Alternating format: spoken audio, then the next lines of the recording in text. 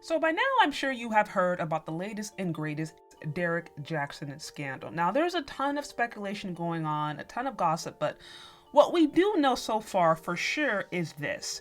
He was found over the last couple of months cheating with multiple Instagram models. Him and his wife nevertheless decided to stay together and try to work things out. He partnered with the church as a way to try to restore his marriage. They even released a book talking about the restoration process. And then, lo and behold, over the weekend, he was found with an Instagram model from Miami, presumably on a date. After that, he goes to Instagram to share that he is now divorced from his wife. His wife's Instagram page goes private, and here we are. Now, why is this important?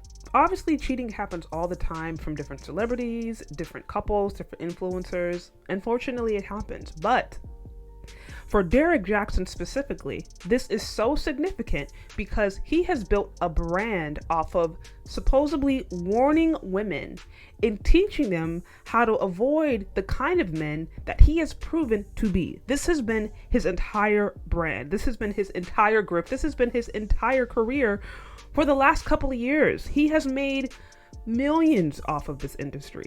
Men saw this stuff from a mile away because they're around these kind of dudes. Some of them have friends like this, or they have cousins, they have brothers, or they talk to them in the locker room. Men can easily spot when a dude is running game because they're around those kinds of guys.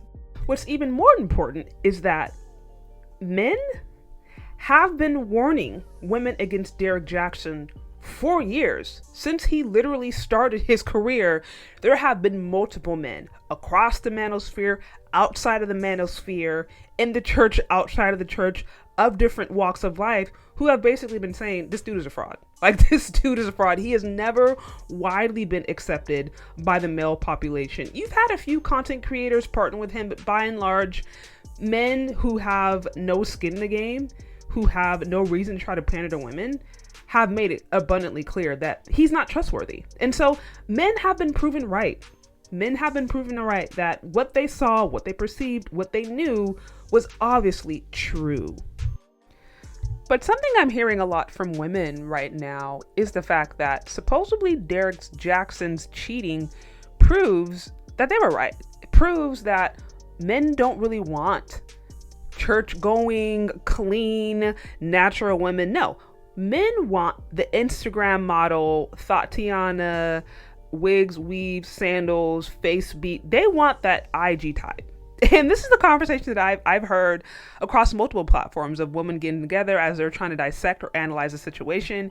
And what comes up is not that they were pandered to, not that there have been years upon years upon years where women were lied to and we fell privy to his scheme. No, it's the fact that women somehow are proved right yet again that men don't want real women. Men want Instagram thoughts. Men are lying about that. And it's so interesting to me how in some spaces, not all, but in many of these spaces, instead of there being an acceptance of like, wow, why did we fall prey to this? Why were we so easy to be pandered to? Emphasis now becomes how somehow women are right in the face of a big L. And this brings me to my bigger point. What this entire situation has shown me is the importance of actually listening to men, and also how vulnerable women can become to dangerous or just dishonest men when they don't have male guidance, when they don't have that strong male covering.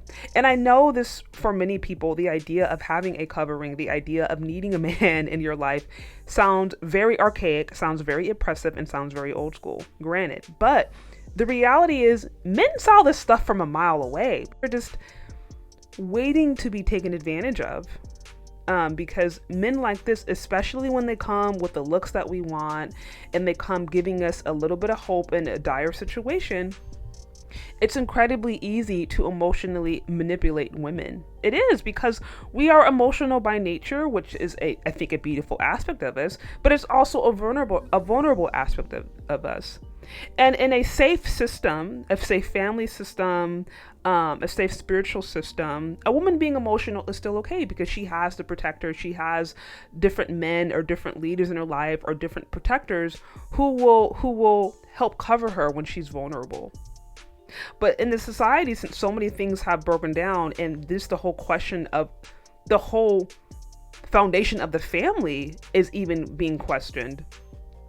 The basic protection that woman would hope for and women actually complain about needing, it doesn't really exist.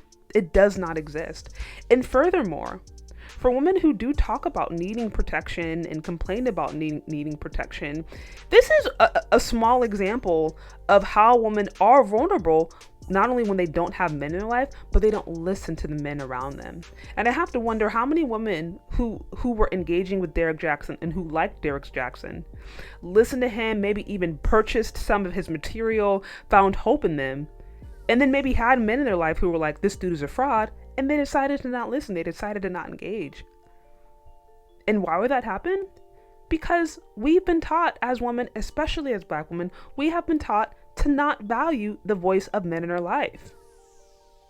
And there's multiple reasons for us. For some of us, it's trauma. Some of us at the end of the day just have not had positive relationships with men. We didn't have dads in our life, or if we did have dads in our life, he was maybe controlling, manipulative, he was abusive, it was negative, whatever. And so we go throughout life not really thinking that we need men, thinking that they're disposable, thinking that they're not necessary. But then we find that there are situations where we are vulnerable. And I think the more and more the need for men becomes questioned, more and more society tries to tell us that we don't need men. They're not really necessary. You can do it all by yourself. No men are needed. The more we see that and the more we go down this road, the more we're going to see situations like this. Women being taken advantage of. Women being screwed over. Women literally being just ripe opportunities for bad actors to come in and manipulate them. So this one situation here shows me why men really are important. Not just because they can help spot a con artist a mile away, but it speaks to their intrinsic value. It speaks to who they are. It speaks to the importance of women having men in their life and vice versa. And in a society where women have been sold this lie that we really don't need men to thrive and to prosper, I would beg to differ. And even if you are a woman who has been able to be free as man as humanly possible and maybe still get a career or get some money, that doesn't mean that there aren't other areas of your life where you are still vulnerable. And as the political climate changes and the economic climate changes and so many things in this nation change and get harder, I think this whole idea of needing a man or not needing a man is going to be put to the test.